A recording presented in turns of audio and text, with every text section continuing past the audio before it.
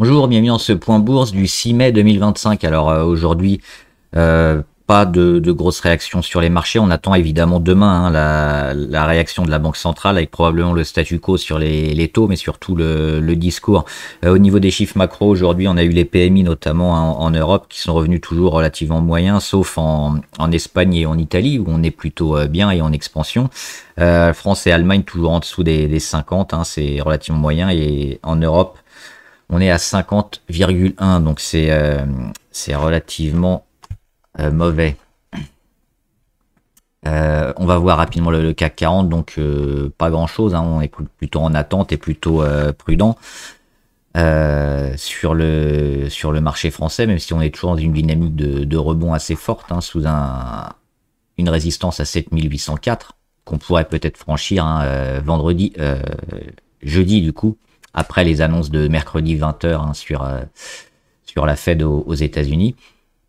On va regarder uniquement Téléperformance. Alors on est toujours, moi je suis toujours dessus, toujours largement favorable sur Téléperformance qui a quand même des bons chiffres et qui a été énormément vendue, et il n'y a plus tellement de raisons de vendre. Elle continue de faire pas mal d'argent, elle est intéressante. On attend peut-être le dernier déclic, hein, pour Téléperformance avec des chiffres et des annonces notamment sur l'IA et l'intégration de l'IA pour baisser les coûts de Téléperformance qui pourrait la faire encore mieux rebondir, mais pour moi c'est toujours favorable. On est dans des phases de construction. Il n'y a pas de raison d'aller beaucoup plus bas, je pense, sur Téléperformance. On va regarder Essilor, RAS sur Essilor, toujours en phase de conso, hein. On attend le bon moment qui devra intervenir bientôt aussi sur Essilor, hein, pour se placer. On le voit, on a une belle consolidation. On a déjà eu la réaction sur moyenne à 200 et sur support à 237. On attend le petit démarrage pour peut-être rentrer sur Essilor pour continuer, hein, la tendance moyen-long terme largement favorable, hein, sur le spécialiste des lunettes. Donc à court terme on surveille, on rentrera probablement prochainement si on a une progression sur Essilor. On va parler également de Ferrari. Ferrari qui a donné ses résultats aujourd'hui, très bon, hein, on s'y attendait. Hop, on fait 1,79 milliard et on prévoyait 1,77 milliard, donc on fait un peu mieux, hein, que prévu, mais surtout, hein, on le voit, c'est encore un trimestre record, on n'avait jamais fait autant, donc on continue de battre les records chez Ferrari. On a fait un résultat net de 412 millions, et l'objectif 2025 est toujours pareil, on prévoit plus de 7 milliards sur l'année 2025, donc toujours une belle progression, hein, constante sur Ferrari. Moi je suis toujours dessus évidemment et toujours largement haussier sur Ferrari.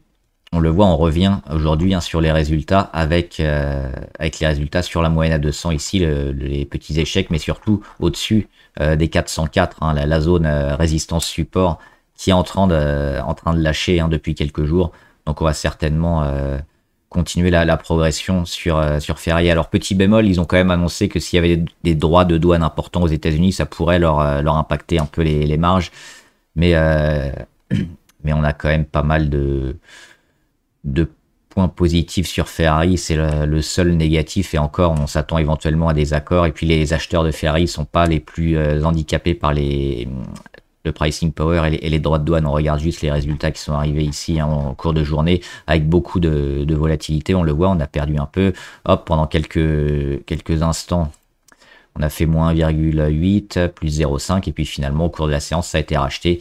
Et puis, ouverture des États-Unis ici, 14h30, sur les 414, et puis on continue de monter. Donc, on fait une belle journée à plus 1,4 avec des résultats conformes à ce qui était attendu, plutôt bon, et des perspectives toujours largement favorables. Donc Ferrari, hein, c'est une belle valeur, je pense, à acheter. Moi je suis déjà dessus depuis ici les 383 notamment.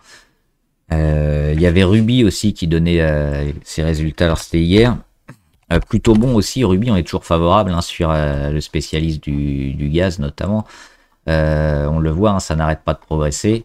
L'objectif c'est peut-être d'aller chercher la résistance à 31, mais même à moyen long terme, peut-être au-delà, hein. Donc alors maintenant, on ne conseille pas trop forcément de rentrer sur des valeurs comme ça après des grosses progressions, notamment, hein, depuis le plus bas du 7 avril, et surtout la rentrée, hein, qu'on surveillait surtout ici, entre les 24 et les 26. Là, on est déjà sur les 29, même si on est toujours positif, évidemment, mais la rentrée maintenant sera uniquement pour un gain, je pense, un peu plus faible, sauf si on va jouer vraiment le long terme. Ce qui est toujours possible hein, sur Ruby. Pour l'instant, c'est pareil, les voyants sont plutôt au vert, et puis le gaz a plutôt le vent en poupe en ce moment par rapport au pétrole. Donc, plutôt des valeurs intéressantes à avoir en portefeuille. On a également SolarEdge, toujours dans l'énergie. Alors, le pétrole a un peu de mal, mais on avait parlé hein, des valeurs énergie renouvelable. Alors il y a beaucoup, il y a l'hydrogène aussi qui a un peu plus de mal, mais sur l'énergie renouvelable, sur SolarEdge, donc les panneaux solaires notamment, il y a beaucoup d'investissements qui sont faits sur ces secteurs-là, donc ça va forcément revenir.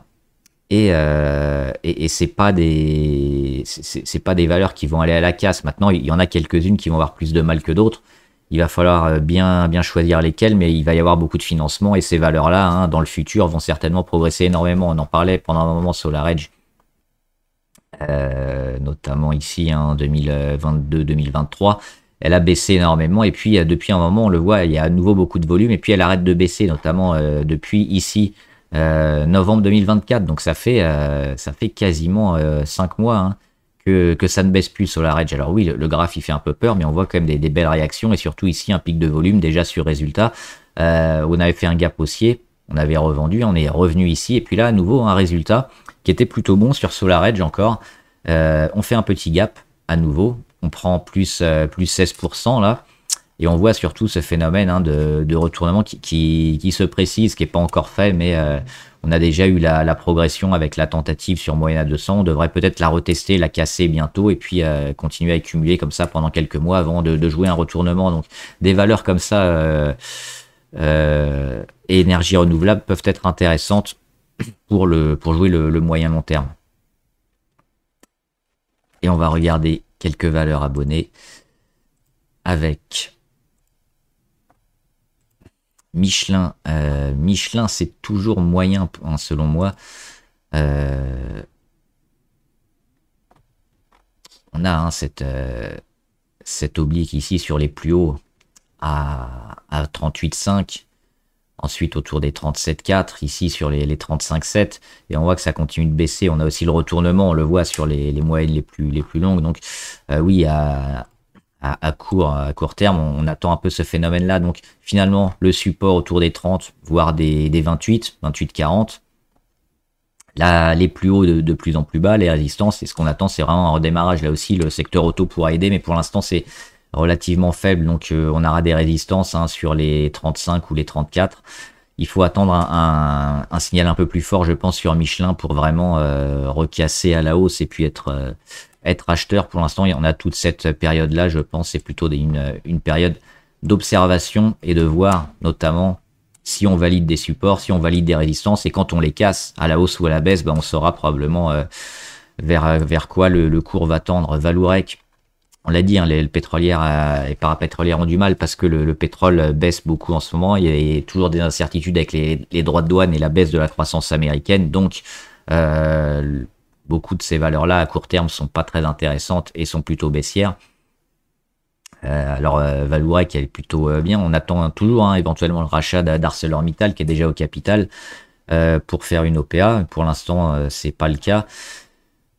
Moyen parce qu'on revient ici sur les 16.2 hein, qui était une belle zone de support et puis on l'a cassé. Alors on l'a cassé sur la panique où toutes les actions ont baissé, on a eu le rebond du 7 avril, mais sur le 7 avril on voit qu'on revient dessus et puis on est déjà en train de retester cette zone hein. Donc là aussi sur Valourec c'est toute cette zone là hein, avec le support autour des 14.5 qui peut éventuellement être intéressant. La phase de congestion avec les plus hauts de plus en plus bas et puis si on ressort fortement par là, oui. Mais on a un risque aussi de baisser. Donc là aussi, attendre hein, que le pétrole revienne peut-être un peu plus haut, et les pétrolières un peu mieux, qu'on ait un peu plus de croissance mondiale, que la Chine redémarre très fort, que les États-Unis n'aient pas de récession, et on aura certainement une hausse des pétrolières et parapétrolières, dont Valourec. Mais pour l'instant, à court terme, on est plutôt au mieux observateur, et puis au pire plutôt négatif. Virbac, Virbac, c'est toujours plutôt intéressant selon moi. Alors le cours ne monte pas, mais on a eu des résultats. Après, c'était Vetoquinol qui était un peu mieux, mais Virbac aussi, les résultats étaient plutôt corrects. On a ce gros support. Alors là aussi, ça n'aurait pas dû lâcher hein, dans des conditions normales. Les 306, c'était forcément avec les droits de douane. Ça a fait encore paniquer tout le monde. Donc ce support-là qui a lâché, oui, mais dans des conditions normales, on serait toujours sur des niveaux autour de 306. On voit hein, qu'après le rebond du 7 avril, on est revenu sur les 306. Donc oui, on est en légère baisse quand même, on a un petit canal baissier, mais il faut surveiller peut-être les réactions sur Virbac, hein, les tendances et les chiffres sur 2025 qui étaient plutôt corrects. Donc le cours, je pense, n'a pas trop de raison également de baisser hein, sous les 300 euros. Alors à surveiller, parce qu'à court terme, on n'a pas de raison non plus de rentrer là, clairement.